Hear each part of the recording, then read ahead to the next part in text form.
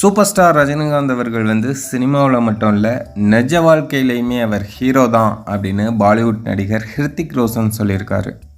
மேலும் அவர் பேசும்போது அவருடன் இணைந்து நடிக்க வாய்ப்பு கிடைச்சா ரொம்பவே சந்தோஷப்படுவேன் அப்படின்னு சொல்லியிருக்காரு.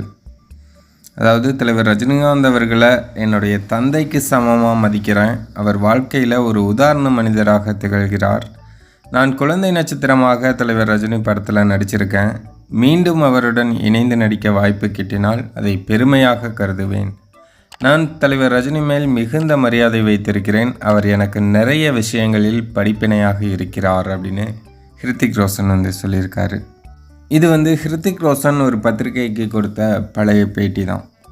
இங்கே உள்ள தமிழ் நடிகர்களுக்கு மட்டும் இல்லை, ஒட்டுமொத்த இந்திய நடிகர்களுக்குமே, அதாவது பாலிவுட் நடிகர்களையும் சேர்த்து எல்லாருக்குமே ஒரு ரோல் மாடலாக திகழ்பவர் அப்படின்னா அது நம்ம தலைவர் சூப்பர் ஸ்டார் ரஜினிகாந்த் அவர்கள் தான்.